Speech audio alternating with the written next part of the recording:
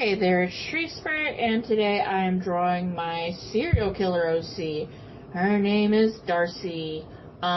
This is kind of like inspired by those scenes where like the mask falls, kind of thing. And I saw this art of like a yandere girl, so I wanted to draw my character looking a little like that. It's been a little while since I drawn my serial killer OC. I'm hoping to revisit her some more in the coming months, just because I've kind of neglected that story a little bit. Yeah, this is fun to do, something simple.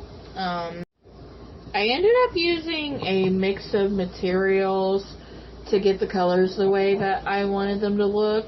Like, in this case, I wanted the blood to look a certain way, so I used a little bit of colored pencils and then a little bit of my markers on top. I tend to use that trick with colored pencils and markers quite a bit, with particular red.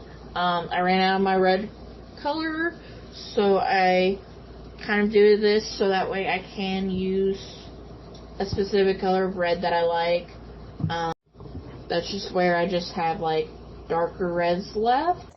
In general, it's been a very long time since I've drawn this character and since I've drawn like blood and gory images. It's been a very long time since I've drawn like anything like that. I was drawing quite a bit of some Warrior Cats content a bit earlier in the year, but it never I have like plot ideas of mine for the stories I do on my Warrior Cats channel, right?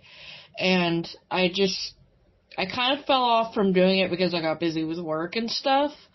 So I never got to the plot elements that require a little bit more blood and gore. So I'm a little bit rusty on how I like to draw blood and gore elements. And in general, it's been a very long time since I've drawn that traditionally. I feel like I excel when I draw that digitally because I have like a lot of opportunities to mess around with it. But when it comes to traditional art, you kind of get like one chance unless you completely paint over and start over it. And even then, you can't use like the exact same materials to create something, because like you can't put markers over acrylic paint, for example. There's nowhere for the marker to absorb. So this is a very careful but I also think when it comes to this character, I never wrote down like a reference sheet of what colors that I'd like to use for this character. Because I like to do that every once in a while, so that way I keep them at least a little bit more consistent, let's say. And I've never created a character reference sheet for this story, so I have no idea what colors I originally used for this character. And in some cases, I probably don't own the markers anymore for certain things. Because I think when I last drew her, her hair was a bit of a lighter purple, and I don't own any lighter purples because I've used them all. So her hair came out pretty dark in this, and I don't mind that. I do like how it came out. I don't mind that it's darker than the original. But it does make some of the hair coloring features a bit harder to see in the drawing, where it's just so dark. So I do think I need to look into getting some more lighter purple colors. I do have some purples and acrylic markers, but they're not a light purple color. I'd say they're about the same color as her hair right now. So yeah, I think I do need to buy some more art supplies, but I just haven't. Another thing is that I wasn't sure how light or how dark to make her skin, because I kind of pictured her to be a little bit pale, but like not too pale. But I don't want her skin colors to look like Harper, because when I draw Harper, I like to make her skin more like pinkier.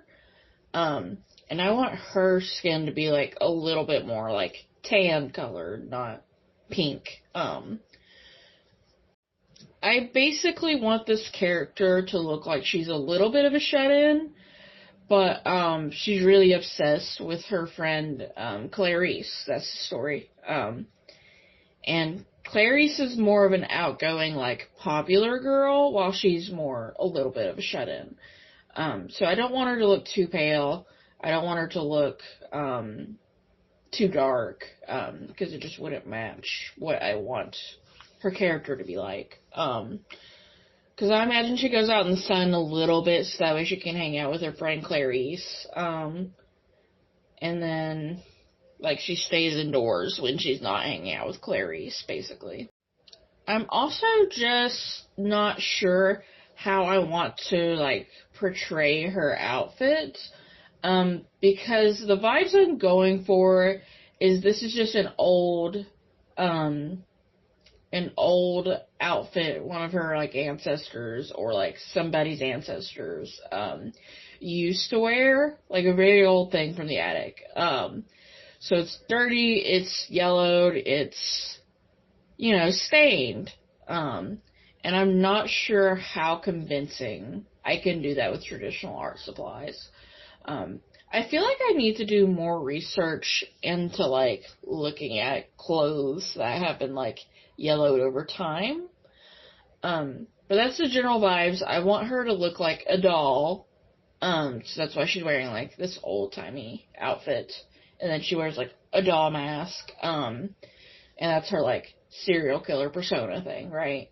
Yeah, I don't think I made it super convincing that this is just something old you would find in an attic and dig out. And then, like, the stains I did was, like, looked like a little bit like blood, but, I'm not sure how convincing it looks. I guess this is just a list of reasons why I need to draw more of this character, because I'm so out of practice of drawing certain things with this character, and that comes from just not drawing them enough. And in general, I feel like this story is something I work on during the summer, and just, I don't know, I kind of forgot about her a little bit, and I still love her, so it's a bit sad that I forgot about her. I don't know.